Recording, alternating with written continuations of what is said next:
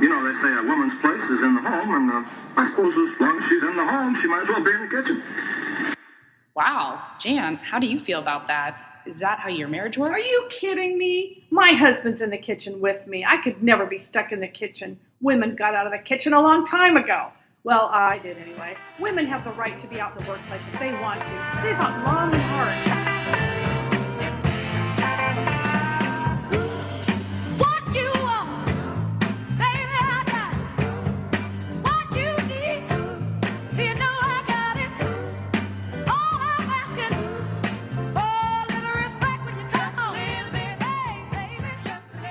Whoa. Wait a minute. I thought this podcast was going to be about how dating has changed, not about women's rights.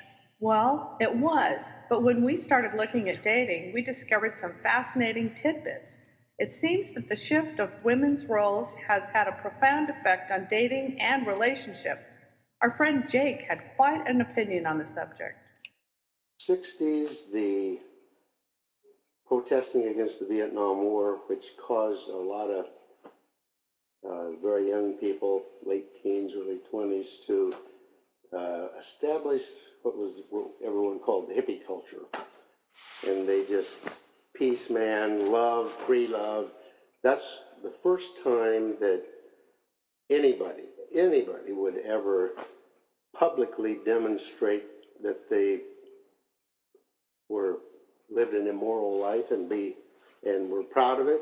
It's a total erosion of the way men and women see each other, and particularly the way men see women, and women, unfortunately, live with it. They go along with it. They act like they've been made free to do what they want to do. What they've been made is slaves. You're right. Jake has quite an opinion. Wow, I wonder what it was like for women before the 60s. Women we knew in the 50s, you were marrying for security too. You're attracted, not you, but women are attracted to powerful providers. Prehistorically, the men were the providers and the women were the nurturers, you know. Whole lot of push to be married and have kids. With the atmosphere I was brought in, it meant I had to stick it out. 40 or 50 years ago, no woman would ever think of cohabiting with a man. That would say, I'm a whore and I don't care who knows it. I married from home. I never lived on my own. Her dad was always after her, when you going to get married, when you going to get married. You're 24 now, you're 25 now, whatever it was. Do you want to be an old maid? You want to be an old maid? Yeah. That's how women were treated, and we got some insight into how they were viewed.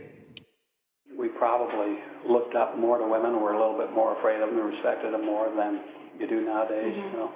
Back in my day, women were held up on on a pedestal, I should say, and women were respected and almost revered is too strong a word, but they were held always in respect. You would not swear in front of a woman.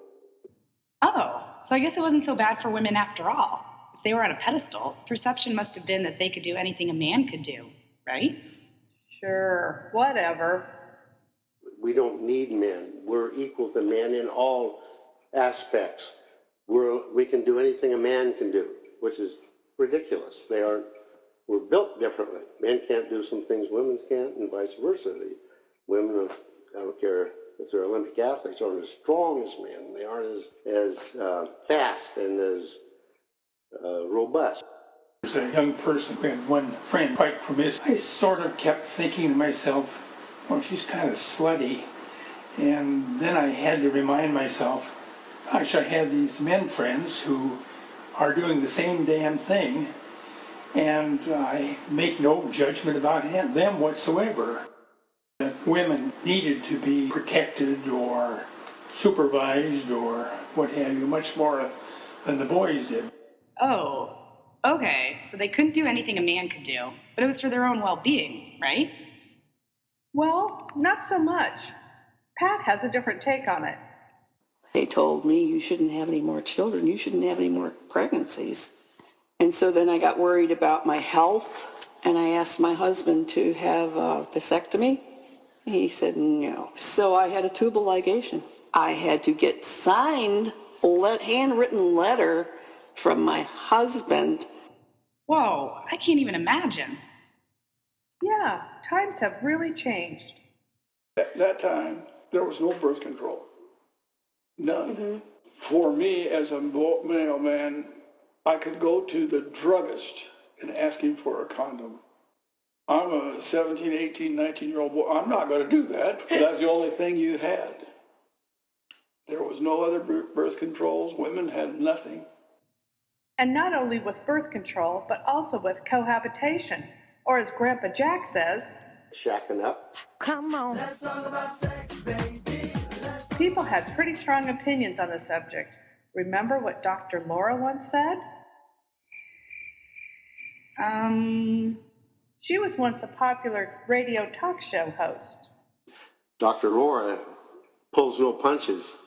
She says, well, what do you mean? Gets homely.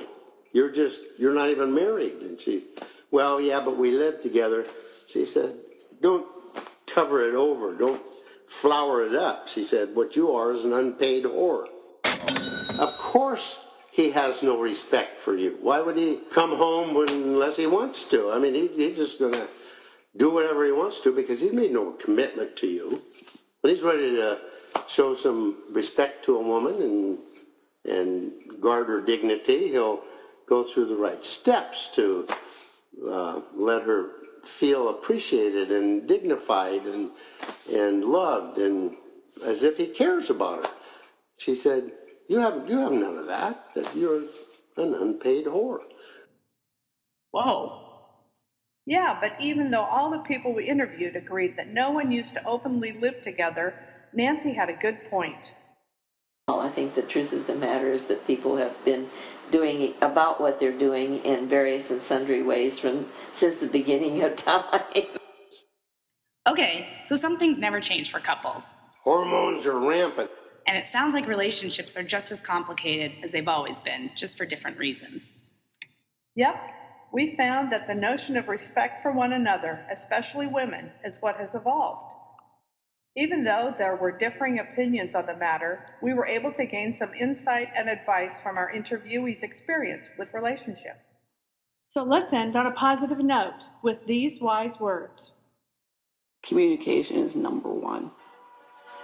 If you don't have that, how can you get to know each other and how can you get to live with them? Find someone you can talk to the rest of your life. It's the ultimate duet. Nothing you can do that can't be done. Nothing you can sing that can't be sung. Nothing you can say, but you can learn how to play the game.